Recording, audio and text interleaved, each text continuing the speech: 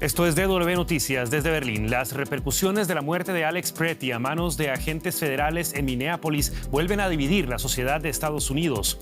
Mientras el gobierno de Donald Trump intenta justificar a los efectivos de la patrulla fronteriza y culpar a la izquierda de lo que llama un caos orquestado, el enojo y la indignación se apoderan una vez más de la ciudad más poblada del estado de Minnesota. Estos son nuestros titulares. Cada vez surgen más videos mostrando en imágenes el tiroteo del sábado, mientras políticos y manifestantes cuestionan las versiones oficiales sobre lo ocurrido. La situación está enfureciendo a los residentes semanas después de que una mujer también falleciera por disparos de agentes migratorios. Además, condiciones climáticas extremas azotan Estados Unidos, interrumpiendo el servicio eléctrico de cientos de miles de hogares. Las autoridades advierten sobre una larga tormenta de invierno que podría acarrear consecuencias catastróficas. Y en Venezuela, la ONG Foro Penal confirma la excarcelación de al menos 80 presos políticos, esto tras días de cuestionamientos sobre las cifras brindadas por la administración de Delcy Rodríguez. Tendremos todos los detalles desde Caracas.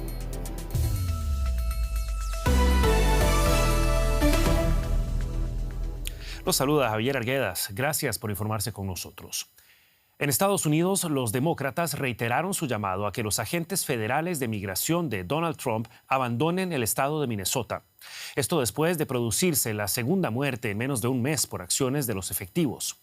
Un pequeño memorial recuerda el lugar en el que fue abatido Alex Pretty, el ciudadano estadounidense muerto a tiros por un oficial de la patrulla fronteriza el sábado en Minneapolis. El Departamento de Seguridad Nacional defiende la actuación de las fuerzas del orden, alegando que Pretty se acercó a los agentes portando un arma de fuego y que se resistió violentamente al desarme. El gobernador demócrata de Minnesota, Tim Walz, niega esa versión y afirmó que los videos del incidente no la respaldan.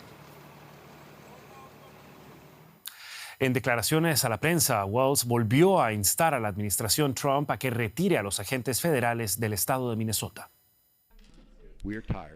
Estamos cansados, pero decididos. Somos pacíficos, pero nunca olvidaremos.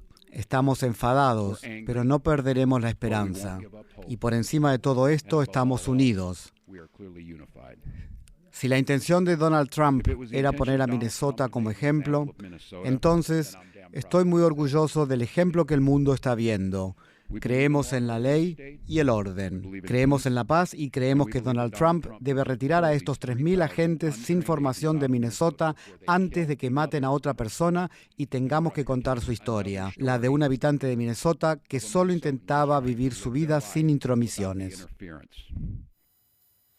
Por su parte, el comandante de la patrulla fronteriza de Estados Unidos, Gregory Bovino, ha estado defendiendo las acciones de sus efectivos.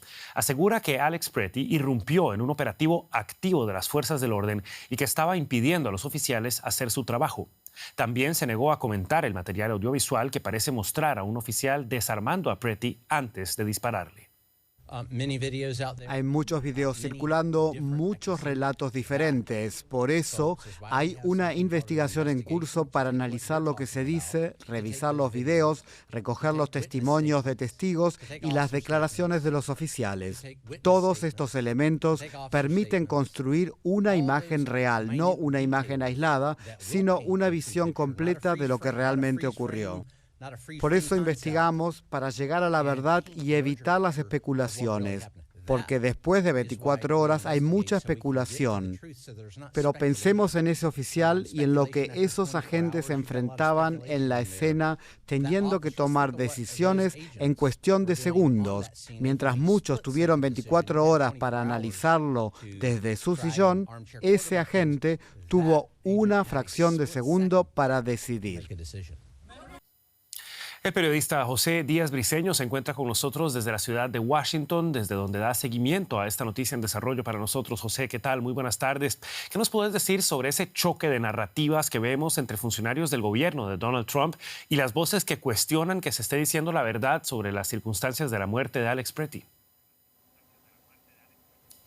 Quizá no hubo reacción más dramática que la de la familia propia del señor Petri, quien ayer lo calificó como una alma buena. Esto en contradicción directa con las acusaciones que habían lanzado en redes sociales tanto el presidente Donald Trump, su asesor de seguridad interna Stephen Miller y la propia secretaria de seguridad interna Kristi Noem, quienes lo habían acusado de ser un terrorista doméstico. La familia de Petri ha asegurado que él, un alma que se dedicaba a ayudar a las personas y que esto estaba demostrado con que a sus 37 años estaba dedicado a ser un enfermero en un hospital para veteranos. Y la familia también insistió que la última acción que se ve en estos videos que circulan en internet es justamente a Petri intentando defender a una mujer que había sido empujada por un agente de inmigración en la calle de Minneapolis. Todo esto obviamente muestra cómo hay un choque directo y el por qué la localidad de Minneapolis está cansada de lo que consideran, como han dicho las propias autoridades, una invasión por parte de las fuerzas federales de su ciudad. Y sin embargo, la familia Petri ha pedido que se busque la verdad de lo que fue su hijo, dado que ellos consideran que su imagen está siendo manchada.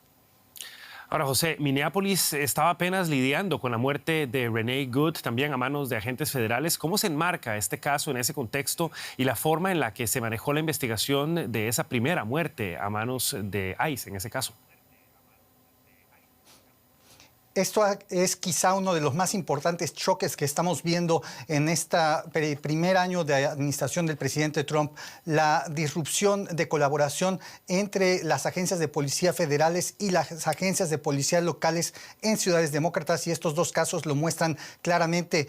El Buró de Investigación Criminal de Minnesota quedó excluido de la investigación ayer al no tener acceso a la escena del crimen por parte de los agentes de seguridad nacional que estaban presentes. El caso ha llegado a tal grado que esta agencia ha presentado una demanda a nivel federal para tener acceso y que se preserven las evidencias, y sin embargo el gobierno federal dice que ellos llevarán a cabo la investigación. Hasta el momento no se sabe la agencia que lo hará, pero algunos medios estadounidenses están diciendo que será el Departamento de Seguridad Interna mismo el que investigue el incidente, algo que no es normal, pues normalmente el Buró Federal de Investigación, tal como estaba ocurriendo en el caso de Renee Good, son los encargados. Pero incluso en el caso de Renee Good, varios funcionarios del FBI han renunciado, pues las investigaciones federales se centran más en la persona de Renee Good que en el agente Ross que cometió el crimen.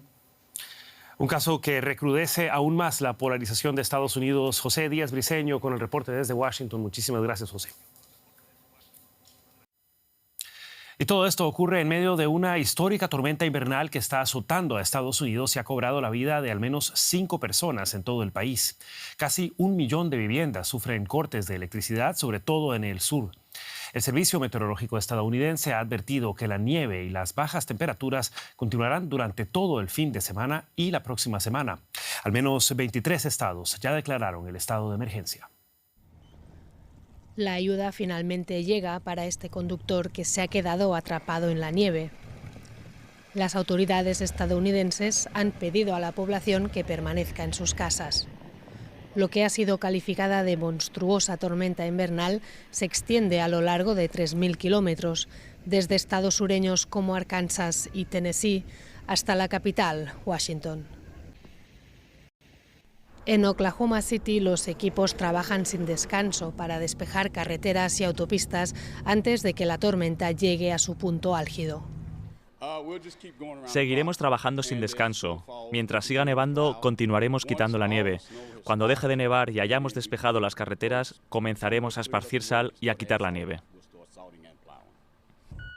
Las temperaturas se desplomaron en estados que normalmente experimentan inviernos relativamente suaves.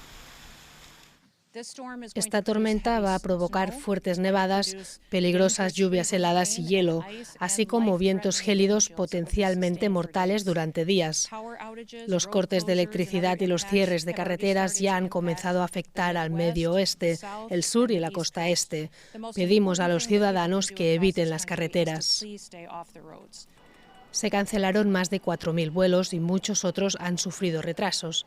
En Atlanta, en el estado sureño de Georgia, las cancelaciones vaciaron las cintas transportadoras de equipajes. Por ahora las pistas están despejadas, pero el personal del aeropuerto prepara las máquinas quitanieves y los pasajeros esperan más alteraciones. Pasaré aquí otra noche. Haré lo que sea para llegar a mi destino. Mientras, y pese a las advertencias, otros disfrutan de la parte positiva de estas fuertes nevadas. Pasamos ahora a noticias de América Latina. En Chile, los incendios de esta semana han arrasado partes del centro y sur del país, dejando por el momento 21 víctimas, 42.000 hectáreas consumidas por las llamas y 20.000 damnificados, esto según las autoridades. Biobío, Ñuble y la Araucanía son las regiones más afectadas. Los fuertes vientos y las altas temperaturas provocaron que algunos incendios se acercaran rápidamente a las zonas urbanas, causando graves daños en las viviendas. Muchos han perdido sus hogares a causa del fuego. En la vecina Argentina, las llamas avanzan también en la Patagonia, donde hasta el sábado consumieron al menos 36.000 hectáreas de bosque, mientras cientos de brigadistas intentan contener su avance. En Venezuela, al menos 80 presos políticos fueron excarcelados este domingo en varios centros penitenciarios del país, según informa la ONG Foro Penal. Las excarcelaciones se vienen produciendo lentamente desde el pasado 8 de enero, aunque la cifra total es incierta. Según el gobierno, presidido de forma interina por Delcy Rodríguez, 626 personas fueron puestas en libertad hasta el viernes, pero distintas ONGs denuncian que el número de excarcelados es mucho menor. Foro Penal, por ejemplo, contabilizaba hasta el sábado 154 presos políticos liberados. Las autoridades no han revelado los nombres de presos que planean excarcelar, lo que ha provocado largas vigilias de los familiares frente a las cárceles. Y la periodista Elizabeth Hostos se encuentra en Caracas para ofrecernos más detalles sobre estas excarcelaciones. Elizabeth, ¿qué tal? Un gusto saludarte. ¿Por qué se suele citar, quizá para explicarle a nuestra audiencia con tanta frecuencia, esta ONG específica, Foro Penal? ¿Y qué más detalles se conocen sobre estas excarcelaciones que ahora Foro Penal parece confirmar? Gracias, Javier. Un saludo a ti y a tu audiencia. Sí, en efecto, el Foro Penal es una organización con prestigio en Venezuela por cuanto tiene 15 años trabajando en tribunales, en cárceles, con familiares y con víctimas de violaciones de los derechos humanos. También ha visibilizado casos que no eran políticos según el gobierno de turno, pero sí se ha demostrado que es un grupo que con pruebas, con nombres y con datos específicos ha divulgado situaciones de violación de derechos humanos. Y en cuanto a los excarcelados, familiares han informado que son liberados, pero no plenamente, por cuanto deben presentarse a tribunales con cierta periodicidad. También no pueden salir de Venezuela y no pueden hablar con medios de comunicación. Así que son libertades relativas, Javier. La pregunta que muchos se hacen justamente, Elizabeth, es el significado de estas excarcelaciones y el alcance que van a tener. ¿Imprime realmente un nuevo rostro a la administración ahora bajo el mando de Delcy Rodríguez? Bueno, estas excarcelaciones se han producido por presión abierta de los Estados Unidos en su nueva relación con el gobierno de Venezuela y, por supuesto, por la labor incansable de los familiares de los presos políticos. 17 días en las calles pidiendo libertad. Pero también el tema del gobierno de Delcy Rodríguez tendría que verse en perspectiva en los próximos días, a ver si se excarcelan a absolutamente todos los presos políticos plenamente, venezolanos y extranjeros, y si no se activa la política de puertas giratorias, es decir, algunos salen, pero otros entran. Así que es cuestión de días o semanas evaluar esta situación, Javier. Seguiremos, por supuesto, muy pendientes. Era Elizabeth Hostos desde Caracas con el reporte. Muchísimas gracias, Elizabeth. Gracias a ustedes. Hasta pronto. Y antes de irnos, hacemos un repaso de otras noticias que estamos siguiendo para ustedes a esta hora. Brasil asumió la representación diplomática de México en Perú 2 meses después de que el país rompiera relaciones con México por haberle otorgado asilo político a la ex primera ministra peruana Betsy Chávez. Chávez fue condenada a 11 años de cárcel por su participación en el fallido intento de golpe de Estado del expresidente Pedro Castillo. En España, con la presencia de cientos de personas, se ofició una misa funeral por las 45 víctimas del accidente ferroviario de hace una semana en la localidad de Ademuz. El funeral de Estado laico, previsto para el 31 de enero, fue pospuesto por el gobierno y la Junta de Andalucía. Y el ejército de China abrió una investigación contra su general de mayor rango, Chang Youxia, por corrupción y por menoscabar la autoridad del presidente Xi Jinping. Desde su llegada al poder, el mandatario chino ha impulsado sucesivas purgas en el gobierno y el ejército en el marco de una campaña anticorrupción. Y hasta aquí esta edición de DW Noticias. Quedan al día con la actualidad internacional. Recuerden que pueden mantenerse al tanto en dw.com y seguirnos en redes sociales buscando DW Español. Soy Javier Arguedas, junto al equipo de Berlín. Hasta la próxima. Que la pasen bien.